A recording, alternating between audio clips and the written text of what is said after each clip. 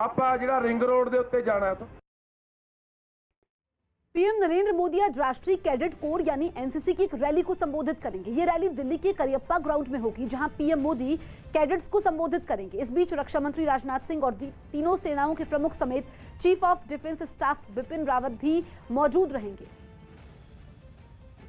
उत्तर प्रदेश के मथुरा से एक चौंकाने वाला वीडियो सामने आया है, जिसमें स्टंट के दौरान एक ट्रैक्टर बेकाबू होकर पलट गया। यह हादसा किसानों के ट्रैक्टर मार्च के दौरान हुआ, जब एक आदमी उस पर सवार होकर उसे तेज रफ्तार में मोड़ने की कोशिश करने लगा। उसके आसपास कई लोग मौजूद थे जो स्टंट करने के लिए उसका हौसला बढ़ाते दिखाई दिए, जिसके बाद उस आदमी ने ट्रैक्टर को तेज रफ्तार में दौड़ाकर अचानक उसे मोड़ लिया, लेकिन मुड़ते ही ट्रैक्टर पलट गया, जिससे वो आदमी जमीन पर गिर गया। लेकिन हैरानी की बात यह रही कि उसका ट्रैक्टर पलटने के बाद अपने आप सीधा हो गया और फिर वो बिना ड्राइवर के ही आगे बढ़ गया। वो ट्रैक्टर बिना ड्राइवर के इधर उधर भागने लगा, क्योंकि उसका इंजन अभी तक बंद नहीं हुआ था। ये देखकर लोगों की सांसें अटक गईं, उनके बीच अफरा तफरी मच गई। कभी वो लोगों के सामने आता तो कभी खेतों में घुस जाता। आखिरकार कुछ लोगों ने हिम्मत दिखाई और उस पर काबू पाने के मकसद से उसके पीछे भागे।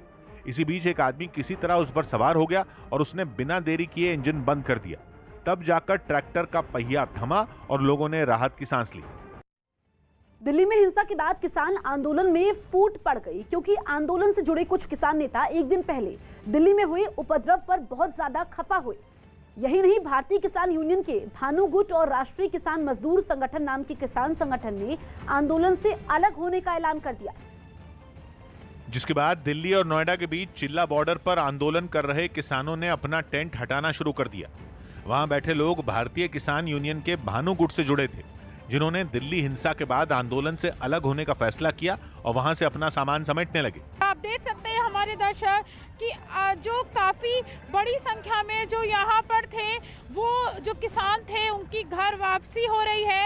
इससे पहले भारतीय किसान यूनियन के भानु गुट की अगुवाई करने वाले भानु प्रताप ने एक प्रेस कॉन्फ्रेंस भी की, जिसमें उन्होंने ये जानकारी दी कि वो आंदोलन से अलग हो रहे हैं। मैं कल की घटना से इतना दुखी हूँ कि जो संगठन का यहाँ धरना चल रहा था लगभग 58 दिनों से, उसको खत्म करता हूँ। किसान संगठनों ने जब आंदोलन शुरू किया था, उन्होंने ये साफ कर दिया था कि वो अहिंसा के रास्ते पर चलेंगे। लेकिन 26 जनवरी को देश की राजधानी की सड़कों पर जो तांडव हुआ, उसने किसान संगठनों के आंदोलन की नींव हिला दी, क्योंकि आरोप है कि कुछ किसान नेताओं के भड़काऊ बयानों की वजह से प्रदर्शन में शामिल लोग उग्र हो गए, जिसका नतीजा ये हुआ कि करीब 2 महीने से चल रहे आंदोलन में दरार पड़ गई। यही नहीं, राष्ट्रीय किसान मजदूर संगठन के मुखिया ने तो किसान नेता राकेश टिकैत पर खुलकर हमला बोल दिया। उन लोगों के साथ आज हम बैठ के आगे आंदोलन नहीं चला सकते जिनकी दिशा अलग हो। मुझे बता देना, राकेश टिकैत 5-6 मीटिंगों में गए, उन्होंने उत्तर प्रदेश के गन्ना किसानों की बात एक बार भी उठाई, जिसके जवाब में राकेश टिकैत ने वीएम सिंह पर दगाबाजी करने का आरोप लगा दिया। 2 महीने तक तो मिट्टे कहूंगा, एक पुलिस का डंडा नहीं किया तो भाग गया, आंदोलन छोड़ गए। किसान नेताओं को आपस में भिड़ते देखकर कांग्रेस सामने आई और उसने बीच बचाव करते हुए उन्हें उनका असली मकसद याद दिलाया।